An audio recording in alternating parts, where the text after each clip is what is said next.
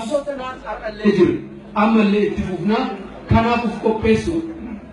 wanni nu barbaannu aangoo irra deebi'a aangoo muraasa namootaaf qoqqoodamuu miti aangoo nu barbaannu aangoo uummataa aangoon keenya lafa keenya too'achuu qabeenya keenya too'achuu abbaa irratti ta'u murteessu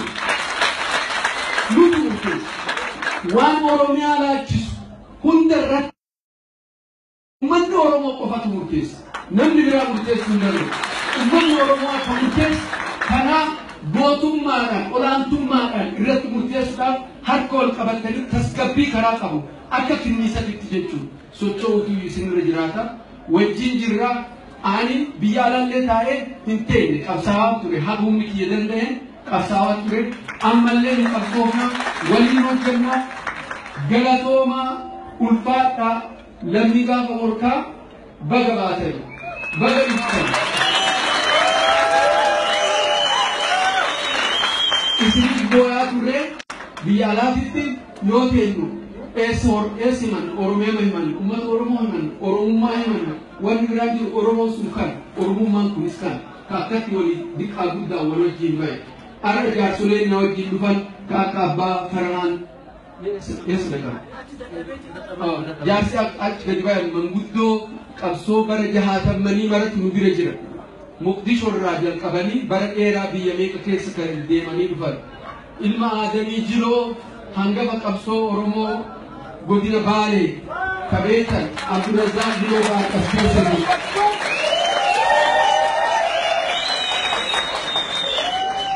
namoonni kunniinis galgaluu falamaa Tamasgeen Dafoo Nugusee nama baay'eetu as keessa jira carraa kanatti fayyadamee Oromoo Minnesota Oromoo Colorado Oromoo Canada ka kophaa kee deemuun qabdu ati maqaa oromummaa ofirraa qabda maqaa oromummaa namni qabu biyya kana lulluytee baatee biyya kanatti lulluytee galuu hin qabdu jedhanii delegeeshinii kana nama 8 baasanii warra ergan takkaa naa galatoonfadha.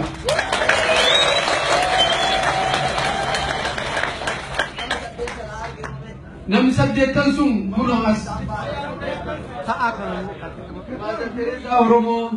Mother Teresa Oromoo intala abbaa Farahaan amma isaan akkana gadi bayanii kuni soddaadha soddaa keenya biyya Tuuniziyaatti dhalatee abbaa warraa isiiti galgaluu falamaa eessa jira galgaluu falamaa Nugusee Bookii Tamasgeen Bariisoo Dafoo eessa akka jiran duubatti hafanii hunda isaaniitu wal argituu yoo rabbi jedhee achumaan naa eebbisaa delegeeshinii nama 8 dhufne mootummaa keenya warra nu booda dhufan warra mootuu taayitaa itti dabarsine ufarkaa qaban Dr. Abiy Ahmed gaafa Ameerikaa dhufan wajjiin kaanaa jedhan wajjiin kaanaa amma jedhan amma wajjiin kaanaa jedhan dokumentiin kiyya ka transport ka paaspoortiin kiyya waan yeroo irra dabree gubateef haga paaspoortiin kiyya qajeeluuf baatii tokko isaan irraa Dr. Abiy Ahmed harka naa dhayaaf yeroo takka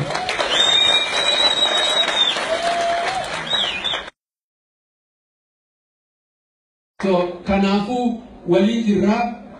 humna qabnaa humna beekumsa qabnaa aalimman as jiranii ammallee akka gaafa waggaa 20 natti dhaga'u jechuudha. Hundulloonni dullumni qaama miti dullumni sammuudha. Sammuun nagaa jira.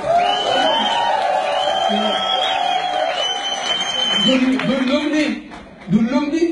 nu keessa hin jirtu. Qalbiin ho'ituudha. Onneen ho'ituudha. Finiinsinee qabsoo kana warra taayitaa of harkaa qabu wajjiinis hojjetu. Warra dhaabbilee mormitootaa yookiin dhaabbilee dorgomtootaa ta'an ka biyya alaatii galan wajjiinis akka isaan tokkooman akka isaan wal ta'an akka Oromoon sababa isaaniitiin addaan hin qoodamne tokko ta'anii tokkummaan Oromummaadhaa bahaa fi lixatti kaabaa fi kibbatti akka tokkoomu halkanii guyyaanii hojjenna dadhabne jennee irraan dhaabanne akka Oromoon addaan hin qoodamne hundi isaaniituu wal ta'anii akka itti deeman anis hanga humni kiyya danda'e ni gargaara na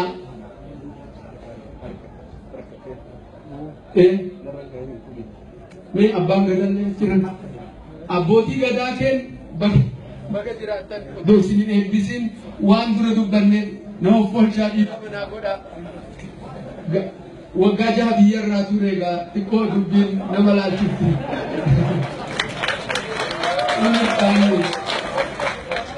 abbootii gadaa keenyaa harkanaadhaa hayyoota keenya protokoli doktorran keenya as jiran abbootii amantii qaadii duuba kanaanatti hasaasu kanallee harkanaadhaa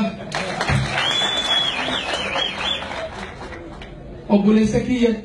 xiqqashaa akka ta'e Dr. Lammaa Magarsaa Ameerikaatti ta'anii qabsoo bara dheeraa bara 2000 akka lakkoofsa faranjiitirraa jalqabee wajjiin hojjechaa turre Lammaa Magarsaa wajjiin obboleessa kiyya quxisuu godheetiin fudhadha hojii guddaa wajjiin hojjenne jedhee abdii qaba dura mari'achuu qaba odoo waadaan galleen duratti isaa wajjiin wanna mari'annu jira waliin mari'annee eegasii uummata Oromootitti marii kenna waan irra ga'ellee isinitti hima ani uummata Oromootitti uf kennee hojjedhe uf illaalle mana kiyyas illaalle jireenya bultii kiyya ijoollee